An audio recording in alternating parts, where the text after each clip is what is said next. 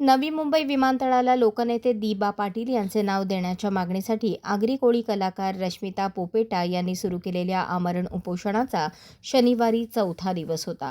उपोषणामुळे त्यांची प्रकृती खालावल्याने माजी आमदार बाळाराम पाटील, मनोहर भोईर, नगराध्यक्षा भावना घाणेकर यांच्यासह विविध पक्षांचे पदाधिकारी आणि सामाजिक संघटनांच्या प्रतिनिधींनी उपोषणस्थळी भेट दिली.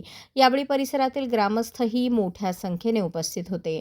बाळाराम पाटील यांनी रश्मिता पोपेटा यांना उपोषण मागे घेण्याची विनंती केली. नवी मुंबई विमानतळाला लोकनेते दी.बा. पाटील यांचे नाव देण्यासाठी 6 जुलै रोजी विधानमंडळावर भव्य आंदोलन करण्यात येणार असून त्यासाठी पनवेल व उरणमधील गावागावात बैठका आयोजित करण्यात येणार असल्याची माहिती बाळाराम पाटील यांनी दिली. दरम्यान रविवारी जासई येथे या आंदोलनाच्या नियोजनासाठी सकाळी 9 वाजता बैठक आयोजित करण्यात आल्याची माहिती देण्यात आली आहे. आज आपली भगिनी रश्मिता पोपेटा गेले 4 दिवस या ठिकाणी माननीय दी.बा. पाटील साहेबांचे नाव नवी मुंबई विमानतळाला लागावं म्हणून उपोषणाला बसलेली आहे. पण या ठिकाणी कोणतं सरकार आपली दखल घ्यायला तयार नाही. माझी आपणा सर्वांना आणि रश्मिताला विनंती आहे की जे काही करायचं ते पूर्ण तयारीने करूया आणि त्यासाठी एक छोटासा ब्रेक आपण घेऊया. आज या ठिकाणी रश्मिताला आपण विनंती करू की तात्पुरतं तुझं उपोषण तू स्थगित कर, कारण मुख्यमंत्र्यांपासून साऱ्यांनी आश्वासनं दिली, दखल कोणी घेत नाहीये.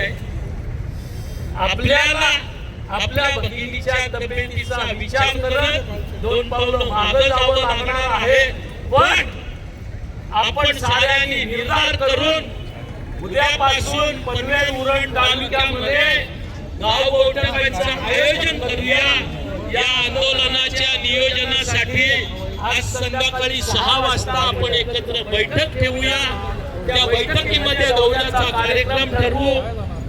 पनवेल आणि उरण या दोन्ही तालुक्यामध्ये गावागावामध्ये बैठका घेऊन ग्रामस्थांना प्रकल्पग्रस्तांना विनंती करू आणि 6 तारखेला महाराष्ट्राच्या विधानमंडळावर आपण जाऊया.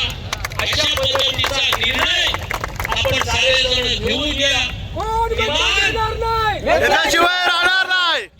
15,000 लोक घेऊन या आपल्या भगिनीच्या हस्ते या आंदोलनाचा श्रीफळ वाढवून आपण मुंबईच्या दिशेनं कूच करूया.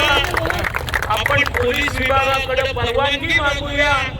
परवानगी दिली तर ठीक, नाही दिली तरी आपलं आंदोलन आपल्याला करायचं आहे. त्या दृष्टिकोनातून आपण या ठिकाणी मी आपल्याला विनंती करतो, आपल्या भगिनीच्या जीविताची शासनाला घेणं देणं नाहीये. प्रशासन इतकं दबावाखाली आहे की प्रशासन किती इच्छा असली तरी आपल्याला या ठिकाणी येऊन विनंती करू शकत नाही, काही शब्दही देऊ शकत नाही. म्हणून आपण 2 पावलं मागे जाऊया.